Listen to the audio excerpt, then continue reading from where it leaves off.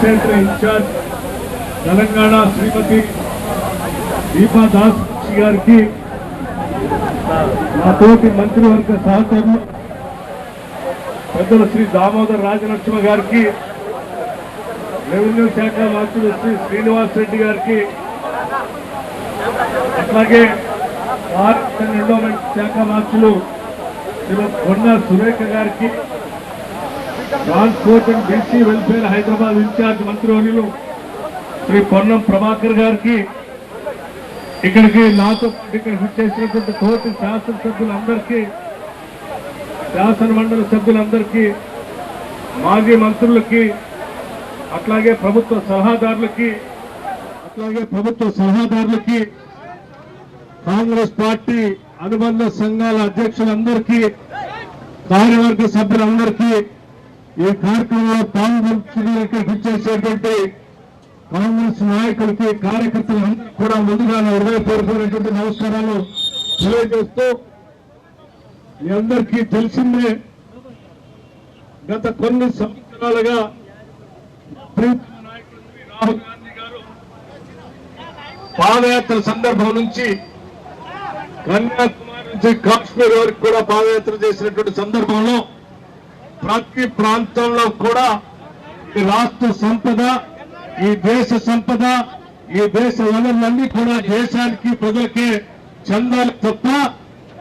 భారతీయ జనతా పార్టీకి సంబంధించిన నాయకత్వానికి అతి దగ్గరగా ఉన్నటువంటి క్రోనీ క్యాపిటల్కో,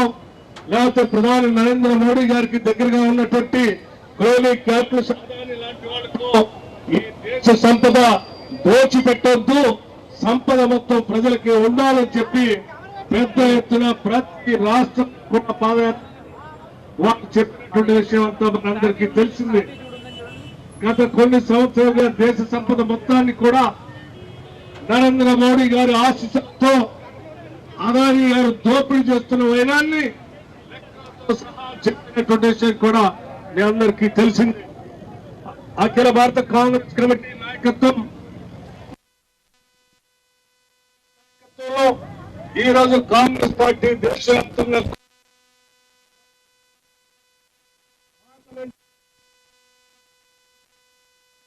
కాదు, ప్రపంచ వ్యాప్తంగా పెద్ద ఎత్తున దర్యాప్తు చేసేటువంటి సంస్థలు అమెరికాలో ఉన్నటువంటి హిండెన్బర్గ్ లాంటివి కూడా ఈ రోజు భారతదేశంలో అదానీ గారు ఏ రకంగా ప్రజల సొమ్మును దోపిడీ చేశారు, ఏ రకంగా మోసం చేశారు, ప్రపంచ వ్యాప్తంగా ఆర్థిక సంస్థలు ఏ రకంగా మోసం చేశారు, దేశానికి ఎంత పెద్ద ఎత్తున నష్టం చేస్తున్నారో చాలా స్పష్టంగా వారు చెప్పారు. ఆ అంశాన్ని పార్లమెంట్ లో ప్రతిపక్ష నాయకులు రాహుల్ గాంధీ గారు లేవనెత్తి ఇది దేశ క్షేమం కోసం, దేశ సంపద కోసం, దేశ ప్రజలకే ఉండాలి కాబట్టి ప్రతిపక్ష నాయకుడిగా ప్రజల పక్షాన నేను ఈరోజు కాంగ్రెస్ పార్టీ పక్షాన పార్లమెంట్ లో ఈ అంశాన్ని లేవనెత్తడమే కాదు, జాయింట్ పార్లమెంటరీ కమిటీ వేసి దీనిపైన తగినటువంటి విచారణ జరిగి దేశ ప్రజలకి న్యాయం చేయాలని పెద్ద ఎత్తున ఆడ గొంతెత్తి మాట్లాడుతూ ఉంటే కూడా ఈ దేశ ప్రధానిగా ఉన్నటువంటి నరేంద్ర మోడీ గారు పట్టించుకోకుండా గాలికి వదిలేస్తున్నటువంటి సందర్భంలో దేశ ప్రజల కోసం, ఈ దేశ సంపద ప్రజలకి ఉంచడం కోసం కాంగ్రెస్ పార్టీ నాయకత్వంలో అన్ని రాష్ట్రాల్లో జరుగుతున్నటువంటి నిరసన దీక్షల్లో సందర్భంగా ఈ రోజు తెలంగాణ రాష్ట్రం నుంచి కూడా తెలంగాణ రాష్ట్ర కాంగ్రెస్ కమిటీ తరఫున ఈరోజు మహేష్ కుమార్ గౌడ్ గారి ఆధ్వర్యంలో చేసినటువంటి ఈ కార్యక్రమానికి ముఖ్య అతిథులుగా రాష్ట్ర ముఖ్యమంత్రి వర్యులు శ్రీ రేవంత్